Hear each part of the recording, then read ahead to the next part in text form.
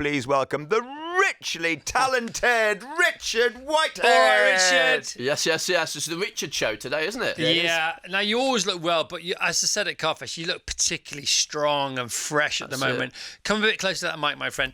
You look like you're on it. What is going on with you? Everything. And, world domination. I'm a bit of a disruptor in the space at the moment, trying to kind of really engage with the community and obviously utilise the power of the Paralympics. And obviously what a great occasion that was. Great sporting event. So many gold medals. But how do we have a sustained impact on the local community is a really important message. Yeah, of course it is. Absolutely 100%. They're the golden seeds that we need to sow and tend for and care and be kind, right? Yeah, as well. Be kind. Water them. Point them in the right direction. All that good stuff. For people who don't know who you are and your story, can you just give us that briefly so people are on the same page as well? Yeah, so I'm a double leg amputee from birth, Paralympic gold medalist ×2, 4 times world record holder, 200 metres. But my journey started in the marathon. So 2004, I was inspired by Terry Fox, another amputee, a Canadian athlete that tried to run from east to west of Canada. Marathon a day to raise money for cancer research. I saw that when I was younger. I was going through kind of a real tough time myself. Really struggled to smile as a youngster. Saw that and it kind of really liberated me to say, when my time comes, I can achieve anything in life. Believe, achieve. And for me, it was a really important moment, enlightening, kind of that light on moment. And it gave me the real direction I needed. And then in 2004, like you said earlier, I got my prosthetics 13 days before the New York Marathon. Thought, right, I'm just going to go for it. Like you do, right? Yeah, but at that point, you know what it's like, Chris. I've seen you a lot at London Marathon. You know what it's like. Some people just don't realise how far 26.2 miles is if they've never done it before. And it can break you. I finished that, I had blisters on the end of my stumps, like 50p pieces. So big, painful. I said I'd never run a marathon again. 79 marathons later, I'm still going. And the world's my oyster. Running is such a powerful discipline. It's not about time or distance. It's about the connection that you can have with the environment, the community, and the connection you can have with people that are less fortunate than yourself. Yeah, and that connection starts within your very own being, because it's the connection that we forget between what's above the neck and what's below the neck. And, often we can't get out of our head. If you run or you lift or you walk or you skip or you stretch or you crunch, you're getting out of your head and you're getting into your body. And the harder those things become, the more you get out of your head. And when it's all over, whether it's 5 minutes, 5 hours, 50 miles, 500 miles, 5,000 miles, you think, oh, how come I'm suddenly at peace? I've arrived at the finish line and I've also arrived at peace because you got out of your head, man. And we all want to change the world, right? But it's about changing yourself first. Yeah. And I think that's what we do forget. And every footstep forward is a footstep in the right direction.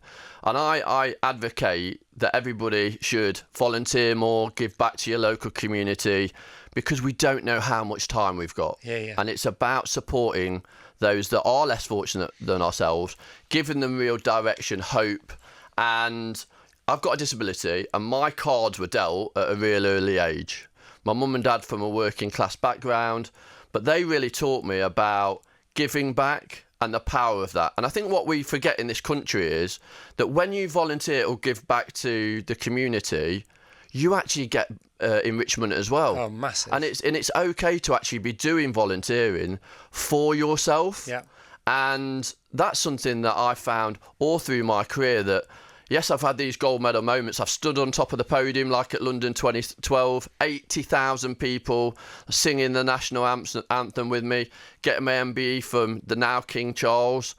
But actually looking in a young person's eye and knowing you're making that change is more powerful than any of those moments. Yeah, I mean, kindness is something you can hold to ransom. You can knock on its door and say to ransom, right, hands in the air, I've got a gun, I want a bit of you, right? And you can switch your kindness, current on, the source of your own kindness for selfish reasons. But that's okay, because it doesn't matter why you flick the switch, because the second the switch is flicked, kindness will overwhelm you and you will become kind. Yeah, for sure. And it doesn't matter why you get into it, because it will sort you out anyhow, as long as you open the right window or open the right door. And utilise the power of the earth, right? Kind of embrace that energy. And that's what I do when I run my marathons in the streets of London, New York, Rome, wherever. Chicago, baby. Chicago, which is my next one. Really embrace that energy, because that energy is really enlightening, empowering, and also supports your message, your journey, whatever you're doing. Whether you're just wanting to finish and have that kind of moment in the sun, that's right, or go for a world record like I'm trying to in Chicago. It's about embracing that challenge. So runtothefuture.co.uk. There's no time like the present. What's happening this weekend? Yes, so it's really important that we have those inclusive spaces. It's really important that we have those opportunities. So myself and Adele Roberts, also a Nissan ambassador, we're putting on this event for anybody and everybody. It's a 2K or 5K event around the Olympic Park where I won my Paralympic gold medal. There's magic in that park. I'm going to bring the sun as well. I'm going to bring the sun, like today. And we're going to have a great opportunity for everybody to reach the finish line and be a gold medalist, have those gold medal moments themselves. Okay, superb, mate, superb. Listen, are very good to us, aren't they? Because they get you to places we need you to be. Yeah. And yes, it's commercial sponsorship and it's good for their brand and this, that and the other. But again, it doesn't matter why people are doing things if they're doing the right things. Exactly, and supported in the right way. Yeah, so well done, everybody in Nissan, who've been very good to us. So thank you for getting Richard where he needs to be. Especially at the Car Fest run, which was awesome. The festival run. Anybody that hasn't been to Carfest, just go for the run on the Sunday, dressing up in fancy dress. Thousands of people. Like, I reckon if Guinness Book of Records was there for the most high fives in one 5-minute segment, I'd have won that. I must have done 600, 700 high fives. Incredible. Yeah. Well, thanks for being there, Rich. You were great. Every time we stuck you in front of a microphone, you brought people to tears for all the right, for loads of different reasons. Loads. So Chicago, 2:35. Yeah. Let's hope I get 2:35. It's not a given, right? No, but that's what we're going for. Yeah, shoot for the start. So 5:55 minute miling. So every mile that I run over 26 miles. Under 6-minute miling. Yep. Now, anybody that wants to try that in the gym, there'll be people in the gym now listening. Try to do 1 mile in under 6 minutes, and then think, how is somebody without any legs doing that? Times 26. Yeah, no excuses, people. No excuses. The problem with Richard is he gives you no excuses. That's it. He says, "Seen what I've got? Yeah, you've got a complete leg, a left. Oh, you got a complete right leg as well. All right, okay. So come on now, put up or shut up or shut up." And it's really important to utilise what you've got. Utilise those resources that you've got. And no, I haven't got any legs. Yeah. But I've got the mindset, and like you say, I've got the heart to be able to believe that anything is possible. Well, Arthur Ashe said, didn't he? He says, start from where you are and use what you have. Yeah. And see what happens after that. And when like I always say with young people as well, when you look at young people in their eye and see the trauma, see the barriers and obstacles that some young people have, then that makes you realise how important life is. So when I get on that start line in Chicago, not only am I running for myself, for young people, young disabled people, but also I'm running for those that obviously have those challenges and obstacles in their life. Yeah. And I think it's really important to support those. And obviously with the help of yourself, obviously Virgin Radio, which is obviously a great advocate for what I do, it's important that we all come together at events such like on Sunday, Run to the Future, and really go out there and smash it. Yeah, if you want to get involved, go along. It's the Olympic Park, people. I know. Iconic. Even if you're like in Birmingham, get the train, come down. Spend a day at the Olympic Park with Rich and run 2K, 5K, fall in love with running or celebrate the running you already do. Just come and have some fun. Then, go down by the river or just get here and have some fun. Organise similar events wherever you are. 2:35, 2 hours 35. What do you reckon? Do you reckon I'm going to do that or what? 100% you're going to do it because you've got, you can make Chris is my cheerleader, number one sure cheerleader. You've got the right footwear or leg wear as far as you're concerned. You can can make sure you've done the right strength and conditioning. You can make sure you've done the right 17-week training plan. You can make sure you're hydrating right and your nutrition is good and your electrolytes are sorted out. You can make sure all that's great, but your biggest superpower is your why. Yeah. And the why that you're taking with you is massive. And that's what's going to get you 235. Yeah, and I've worked really hard. Those that see me in Nottingham running up and down the streets of Nottingham, actually, I'm literally busting a gut every day just to make sure I'm in the right place. To give yourself the best chance. Yeah, for sure, because I would say this is the biggest challenge of my life, athletically, for sure. Bigger than London 2012, because it's really showcasing, like, pushing yourself to the limit. How old are you now?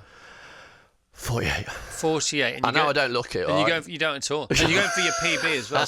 So is Chicago? Is it world record friendly? Yeah, very. Yes, I've done it twice before, right. And it's long straights, which is great for my running style. London's not a great course for me, actually, because of the twists and turns, right. Even though I did 2:42 here this year.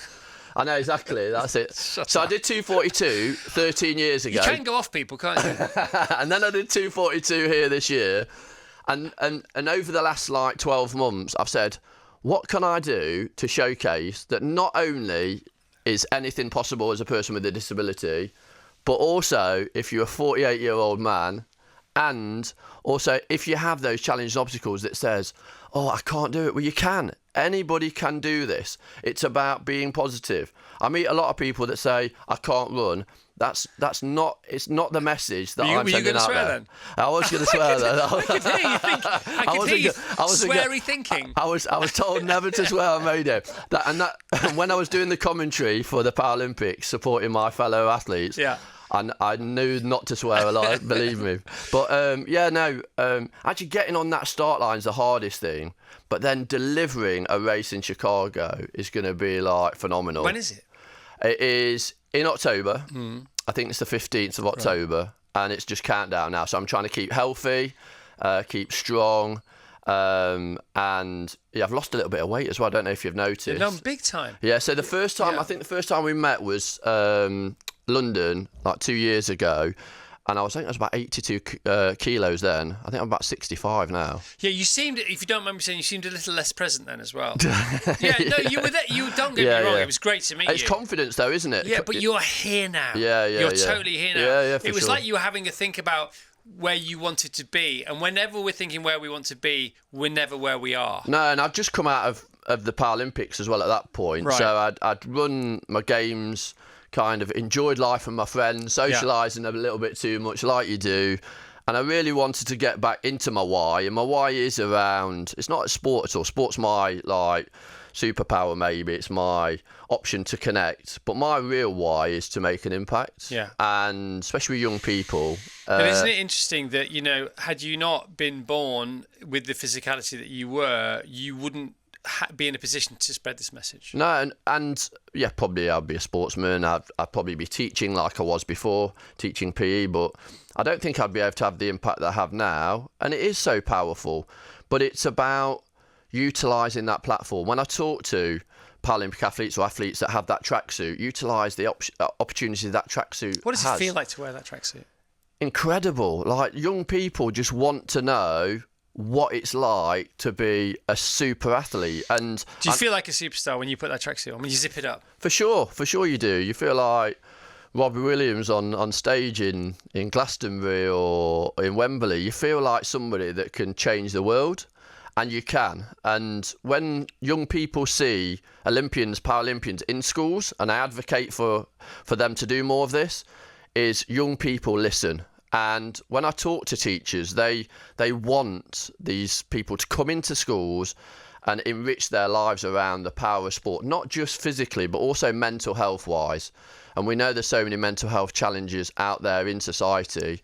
And this really does dial in the importance of life. Well, you are amazing, my friend. It is a real honour to know you. Please can we have the biggest cheer from the class behind the glass for the one, the only Richard Whitehead.